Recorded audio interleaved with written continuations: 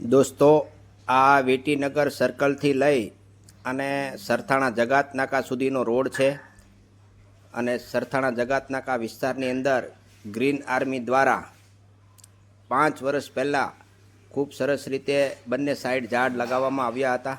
આ marigold building છે, એની સામે સોસાયટી છે હરેકૃષ્ણ, આ છે ગોવિંદજી બંગલોઝ, વિશાલનગર, સુભાષનગર, કેશવ પાર્ક.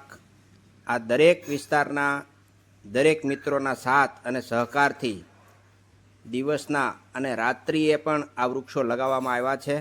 તો ખૂબ સાથ અને સહકારથી આ વૃક્ષો એકદમ ઘટાદાર થઈ ગયા છે અને દરેક એરિયામાં ગ્રીન આર્મી દ્વારા આવી રીતે સરસ મજાના વૃક્ષો લગાવવામાં આવ્યા છે.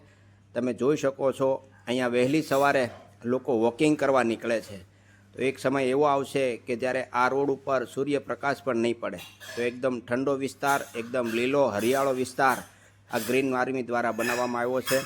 આ સરથાણા જગાત નાકાનું અવધ વાઇસરોય બિલ્ડિંગ છે, ત્યાં એક જ સરખા ઝાડ એક જ લાઇનમાં અને ખૂબ માવજત કરી અને મોટા કરવામાં આવ્યા છે ગ્રીન આર્મી દ્વારા.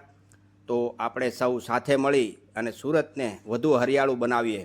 તમે જોઈ શકો છો, આ સરથાણા જગાત નાકા વિસ્તાર છે, જ્યાં કોર્નર ઉપર એક વડલો પણ જબરજસ્ત રીતે લગાવવામાં આવ્યો છે. ભવિષ્યની અંદર લોકો ત્યાં બેસશે, છાંયો લેશે અને શ્રમજીવીઓ કમાશે. આવી રીતે આ વિસ્તારમાં સરસ કામ થઈ રહ્યું છે.